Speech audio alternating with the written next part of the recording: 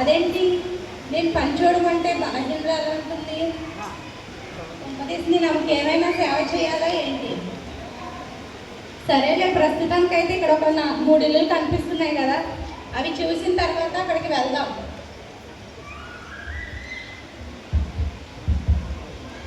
అమ్మగారండి, అమ్మగారండి, అది పని మనిషి కావాలని బోర్డు పెట్టారు కదమ్మా, అది చూసి వచ్చాను. నా పేరు వసంత అండి. ఏ సొంత చేస్తానమ్మా.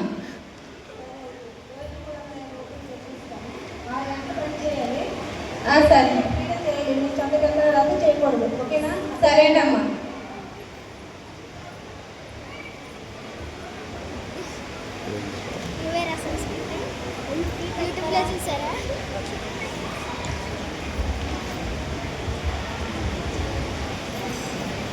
సరే, తీపెట్టుకురామ్మా. సరే,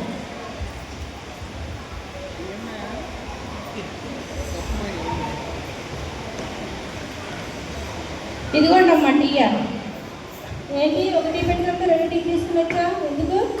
లేదమ్మా, ఉదయం నుంచి తిరిగి తల బాగా నొప్పి వస్తుంది, అందుకనేసే మీకు పొయ్యంగా కొంచెం టీ ఉంటే నేను పోసుకున్నానమ్మా. ఏంటి, నీకు 350 రూపాయలు జీతం ఇచ్చి కాఫీ ఇచ్చి టీ ఇచ్చి చికెన్ బిర్యానీ కూడా పెడతాను అనుకుంటున్నావా? అదేంటమ్మా, ఇంత పని చేయించుకొని కనీసం టీ కూడా పోయారా? ఇది ఎక్కడ అన్నాయమ్మా? ఈ కండిషన్ నీకు ముందే చెప్పాను, కావాలంటే బయటికి వెళ్ళి తాగిరా.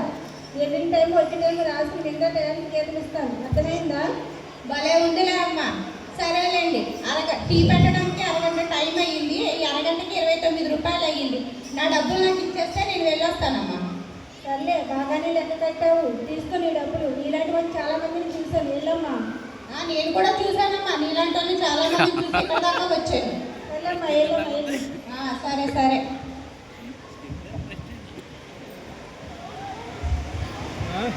హలో వసంత, చెప్పండి అమ్మా.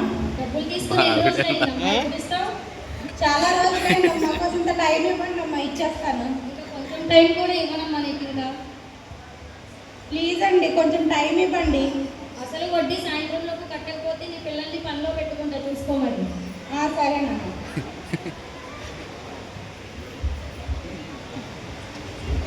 అయ్యో, ఇదేంటి పని చూస్తే ఇలాగైపోయింది. ఏమేమో సాయంత్రం లోపల డబ్బులు కట్టమంటుంది, ఎలాగా ఏం చేయాలి నాకు ఏం అర్థం కావట్లేదు. సరేలే, ఇంకొక ఇల్లు ఉంది కదా, చూద్దాం. అత్తయ్య గారు, చెప్పమ్మా. ఈరోజు ఏం కూర వండమంటారు? నీ ఇష్టమమ్మా. పర్లేదు అత్తయ్య గారు, మీరు చెప్పండి.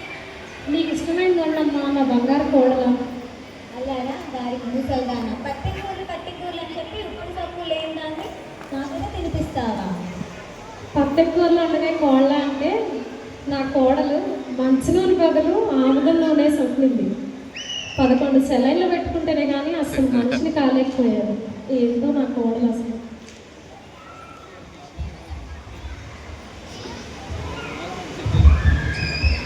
అమ్మగారండి, అమ్మగారండి, అది పని మనిషి కావాలని బోర్డు పెట్టారు కదమ్మా, పని కోసం వచ్చానమ్మా. అవునమ్మా. ఈ పేరేంటి? నా పేరు వసంత అమ్మా. ఉండమ్మా, నా కోడలి పిల్ల పిలుస్తాను. అలాగే. కోడలి పిల్ల, కోడలి పిల్ల. అత్తయ్య గారు చెప్పండి. ఈవిడ పేరు వసంత అంట, ఈవిడ మన ఇంట్లో పని చేయడానికి వచ్చిందంట. ఒకసారి రండి అత్తయ్య గారు. చెప్పమ్మా. ఎంత ఇద్దాం అనుకుంటున్నారు అత్తయ్య గారు? 400 ఇద్దాం అనుకుంటున్నానమ్మా. అదేంటి, నేను పని గురించి అడిగితే ఇద్దరు గుసగుసలు పెట్టుకుంటున్నారు. అసలే అప్పులామేమో సాయంత్రం కల్లా డబ్బులు కట్టమంటుంది. వీళ్ళు పని ఇస్తారా ఇవ్వరా అర్థం కావట్లేదు. 400 ఎందుకు అత్తయ్య గారు? అంటే కరోనా వచ్చాక అన్ని రేట్లు పెరిగిపోయాయి కదమ్మా. మీకేం తెలియదు అత్తయ్య గారు, మీ లోపలికి వెళ్ళండి. సరే అమ్మా. వసంత అంటే నువ్వేనా అమ్మా? నేనేనమ్మా. 300 ఇస్తామమ్మా. చెప్పిన పనల్లా చేయాలి. సరేనమ్మా. వెళ్ళి పని చేసుకోమ్మా. సరే. 50 రూపాయలు లాభం మా అత్త దగ్గర నుంచి నాకు. కోడలి పిల్ల, నేను మార్కెట్ వరకు వెళ్ళొస్తాను. సరే అత్తయ్య గారు.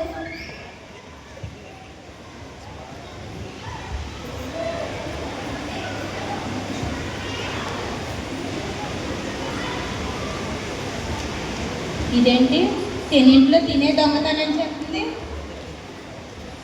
అయ్యో దొంగ మొక్కలు వీళ్ళింట్లో ఏమేమి దొంగతనం చేసేస్తుంది? అయ్యో మా అత్తయ్య గారు బీరువా తాళం వేయడం మర్చిపోయినట్టున్నారు. ఎన్ని డబ్బులున్నాయి, ఒక్క 100 రూపాయలు ఇవ్వమంటే వేసి వచ్చేది. ఫోన్లే ఒక కట్ట దొబ్బేద్దాం. సరేలే, ఇది తీసేస్తే తీసేసింది కానీ దీనిలో నుంచి నేను ఒకటి తీసేస్తాను.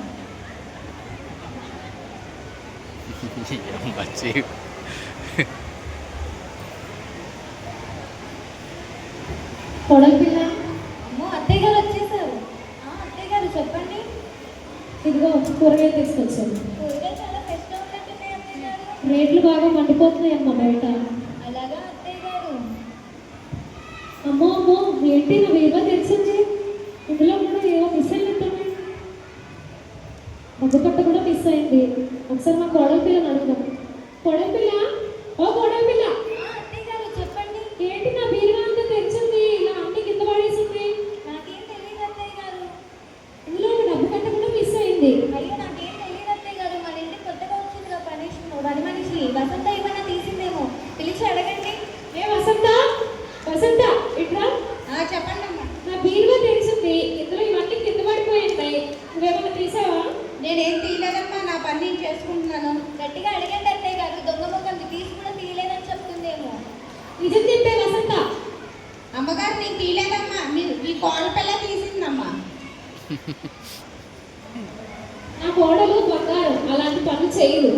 అవునమ్మా, నీ కోడలు చాలా బంగారం. ఒకసారి తనిఖీ చేస్తే నిబ్బారణ అవుతుందమ్మా. ఒకసారి చూడండి. నువ్వే నా కోడల పిల్లని చెప్పక కానీ నువ్వు తీసావేమో నిజం చెప్పు. నేనేం తీయలేదమ్మా, ఒకసారి నీ కోడల పిల్లని చూడండి. కోడల నువ్వేం అనుకోగాని ఒకసారి ఏది నీ చేయి చూపించు. ఏంటి డబ్బు పట్ల? అసలు నువ్వేంటి ఇంట్లో మనిషి ఏంటి ఇలా దొంగతనం చేయడం ఏంటి? అది కాదు అత్తయ్య గారు. ఇంట్లో చాలా ఖర్చులు ఉన్నాయి కదా, మీరు అడిగితే ఇస్తారో ఇవ్వరో అని చెప్పి తీసాను. ఇదంతా నీకోసమే కదమ్మా నేను ఇలా చేస్తున్నది. నువ్వే చేస్తే ఎలా? క్షమించండి అత్తయ్య గారు, ఇంకొకసారి ఇలా చేయలేదు. అయినా నువ్వేంటి వసంత, పని చేయమని పెట్టుకుంటే ఎవరెవరు ఏ పని చేస్తున్నారో చూస్తున్నావా? ఇదేదో బాగుందమ్మా. మీ కోడల పిల్ల దొంగతనం చేస్తే మీరు నన్ను అంటున్నారేంటి? నా మీద రంగులేస్తున్నారేంటి? మరి నిన్ను పని చేయమని పెట్టాను, ఎవరే పని చేస్తున్నారో చూడమని పెట్టలేదు. చాలేండి అమ్మా, మీ కోడల పిల్ల దొంగతనం చేసినప్పుడల్లా నా మీదకే వచ్చేటట్టుంది. మీరు వద్దు, మీ పని వద్దు. సర్లే అమ్మా వెళ్ళు, నువ్వు మాకు వద్దు. మాకొద్దు.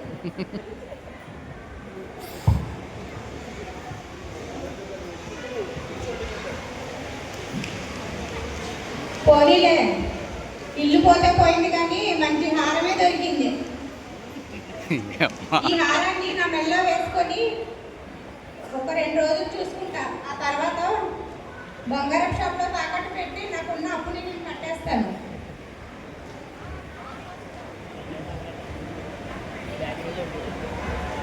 అమ్మగారండి, అమ్మగారండి,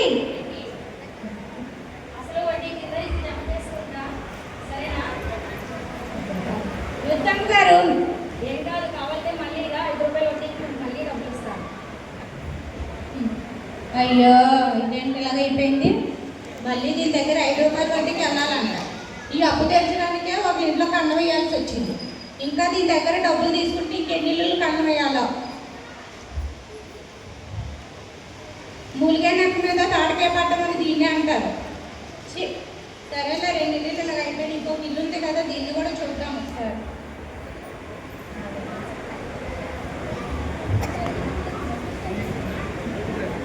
అమ్మగారండి, అమ్మగారండి, అమ్మగారండి.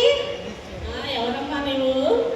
అదేనమ్మా, బోర్డు పెట్టారు కదమ్మా, పని మనిషి కావాలని బోర్డు చూసి వచ్చానమ్మా. అవునా, నీ పేరేంటమ్మా? నా పేరు వసంత అమ్మా. పని బాగా చేస్తావా? చేస్తానమ్మా. నీకు రోజు 1500 ఇస్తాను. సరేనమ్మా. 8 గంటలు పని చేయాలి. సరేనమ్మా. మా స్థాయికి తగ్గట్టు పని చేయాలి. సరేనమ్మా. సరేనా? సరేనమ్మా. బేబీ, అమ్మ బేబీ, ఈమె పేరు వసంత. పని చేయడానికి వచ్చింది. ఎలా చేయాలో చెప్పమ్మా. అవునండి, వచ్చండి. పిజ్జా బర్గర్ చేయడం వచ్చా? పిజ్జాలు బర్గర్లు అంట. ఈ రోజుల్లో యూట్యూబ్లో కొట్టే ఏది రాకుండా ఉంది. వచ్చమ్మా. సరే, వెళ్ళి జ్యూస్ తీసుకొని రా. సరేనమ్మా. జ్యూస్ చేసి అక్కడ పెట్టు. మా మమ్మీని నన్ను పిలవు. సరేనమ్మా.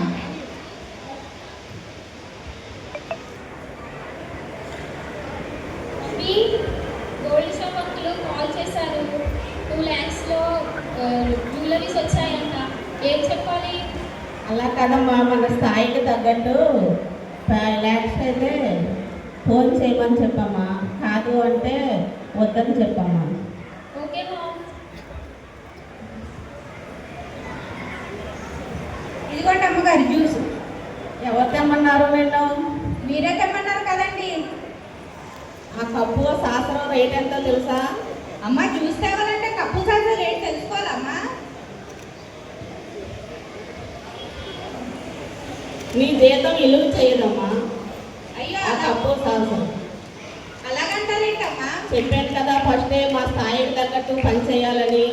అదేంటమ్మా, అయినా ముట్టుకోకుండా పట్టుకోకుండా పనులు ఎలా చేస్తారమ్మా? Baby yes ma'am. చూడమ్మా. జ్యూస్ తీసుకొని వచ్చావా? నేను ఎవరు తెమ్మన్నారు జ్యూస్? మీరే తెమ్మన్నారు కదమ్మా. జ్యూస్ చేసి అక్కడ పెట్టి మా మమ్మీని నన్ను పిలవమని చెప్పాను, కానీ జ్యూస్ తీసుకొని రమ్మని చెప్పలేదే. అయినా ముట్టుకోకుండా పట్టుకోకుండా ఎలా దొరుకుతాయమ్మా పనులు? జ్యూస్ తీసుకొచ్చే ముందు హ్యాండ్కి శానిటైజర్ చేసుకొని గ్లౌజ్ వేసుకొని అప్పుడు తీసుకొని రావాలి, లేదా మమ్మల్ని పిలవాలి నువ్వు. అంతేగాని నీ ఇష్టం వచ్చినట్టు తీసుకొని రాకూడదు. మా ఇంట్లో ఏ పని చేసినా శానిటైజ్ చేసుకోవాలి, గ్లౌజ్ వేసుకోవాలి. మాకు వడ్డించేటప్పుడు కూడా గ్లౌజ్ వేసుకొనే వడ్డించాలి. మా ఇంట్లో గిన్నెలు కడిగినా గ్లౌజ్ వేసుకొనే కడగాలి. అదేంటమ్మా, ప్రపంచమంతా కరోనా పోయిందన్నారు, మీ కొంపలంతా కరోనా పోలేదా? ఎంతో మాట్లాడుతున్నావు. మరి అదేంటమ్మా, అసలు ముట్టుకోకుండా పట్టుకోకుండా పనులు ఎలా చేస్తారమ్మా? అందుకే కదా మరి నీకు డైలీ మేము 1500 ఇచ్చేది నీకు. ఇస్తున్నారులేమ్మా 1500. ఎక్కడైతే అక్కడ దిగితే అయిపోతుంది డబ్బులు. అది నీ ప్రాబ్లం, మా ప్రాబ్లం కాదు. You stupid rascal idiot. మీకే వచ్చమ్మా ఇంగ్లీషు, మాకు వచ్చు. యూ స్టూపిడ్, యూ కుర్చీ రాస్కెల్, యూ పళ్ళు rascal, you cup rascal, saucer rascal. You get out.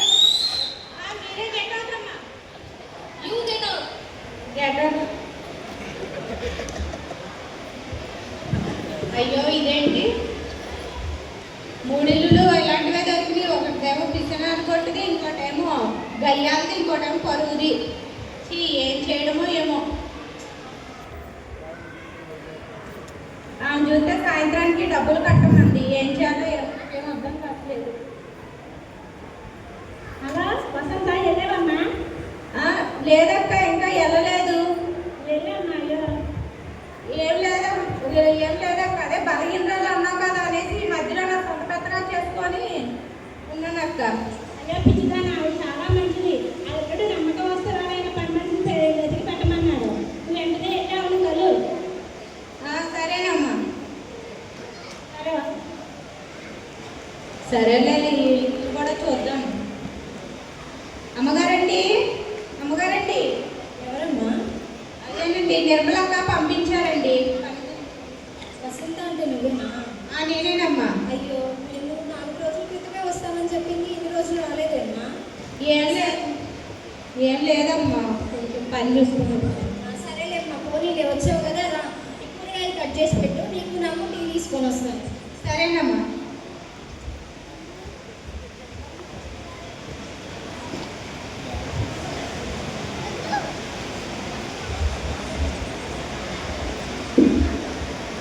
తెచ్చిర్రు. ఇదిగో మా కాఫీ తీసుకో. అయ్యో, మీరు తెచ్చారేంటమ్మా? నేను తీసుకొద్దు కదా. పర్లేదులే వసంత, తాగాక కూరగాయలు కట్ చేద్దాం. సరేనమ్మా.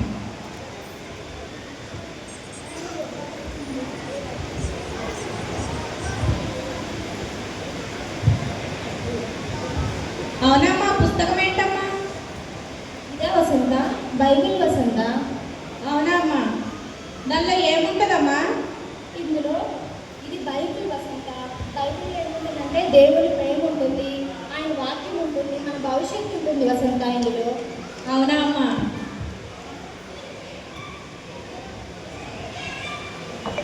ఈ దొంగ మొహంది వెళ్తూ వెళ్తూ మా ఇంట్లో నగ దొబ్బేసి వెళ్ళింది. అసలు దీని సంగతి చెప్తాం. వసంత, ఏ వసంత, చెప్పండి అమ్మా, మీరేంటమ్మా ఇక్కడికి వచ్చారు? నువ్వు మా నగ దొంగతనం చేసావు కదా, ఎక్కడుంది? లేదమ్మా, నేను తీయలేదమ్మా.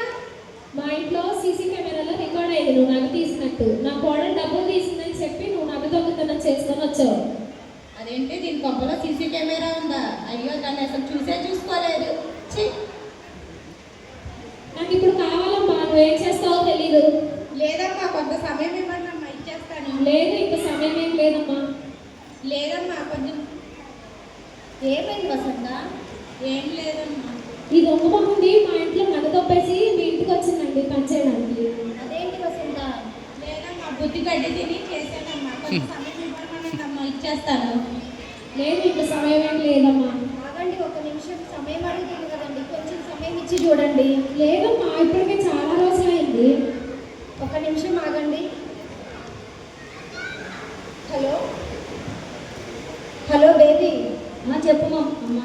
నాకు అర్జెంటుగా 1,00,000 రూపాయలు చెక్ కావాలి, త్వరగా క్యాష్ అకౌంట్లో డిపాజిట్ చేయమ్మా. సరే అమ్మా, మీ అల్లుడి గారు వచ్చిన తర్వాత అడిగి పంపిస్తాను. సరేనా?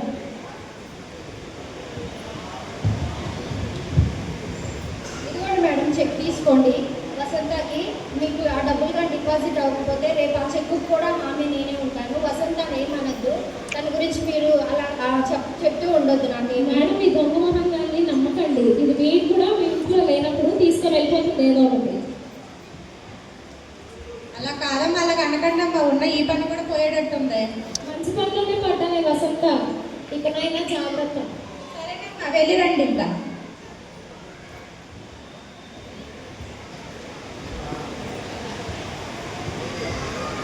అమ్మా, ఈ బైబిల్ గురించి ఏమైనా చెప్పండి అమ్మా. దేవుని ప్రేమ వసంత ఇది.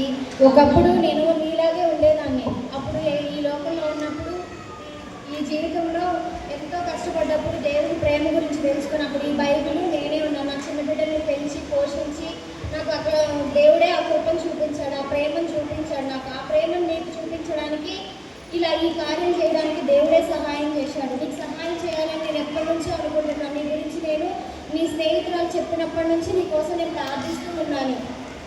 కానీ నిజంగా ఎవరో తెలియపోయినప్పటికీ కూడా మీరు నాకు ఎంతగానో సాయం చేశారమ్మా.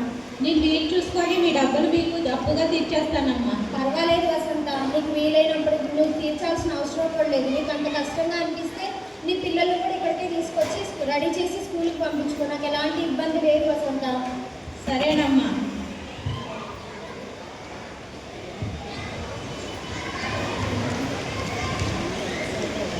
అయ్యో, ఇవి ఇంత మంచిదని తెలియక ఒక పిసరారి ఇంటికి, ఒక గయ్యాలి ఇంటికి, ఒక పరువు ఇంటికి వెళ్ళాను. ఫస్ట్ ఇక్కడికి వచ్చి ఉంటుంటే నిజంగానా ఇవి ఇంత బలహీనురాలు అని చెప్పారు. కానీ నిజంగా ఆ బలహీనురాల చేతనే దేవుడు నాకు ఇంత గొప్ప కార్యం చేశాడు. నా అప్పులన్నీ తీర్చేశాడు. నిజంగా దేవుడు ఎంతో గొప్పవాడు. అవునమ్మా, మీరు ఏ చర్చికి వెళ్తారమ్మా? నేనా వసంత, మనకి షాపూర్లో మెయిన్ బ్రాంచ్ ఉంది, కింగ్డమ్ ఆఫ్ క్రైస్ట్ మినిస్ట్రీస్ అని. అలాగే బాగుపల్లిలో ఒక బ్రాంచ్ ఉంది, సుభాష్ నగర్లో ఒక బ్రాంచ్ ఉంది. నేను ఆ చర్చికి వెళ్తాను వసంత. నువ్వు కూడా వీలు పడితే ఆదివారం రా మన చర్చికి. సరేనమ్మా, ఇక నుంచి నీ దేవుడే నా దేవుడు అమ్మా, కలిసి వెళ్దామమ్మా. సరే వసంత.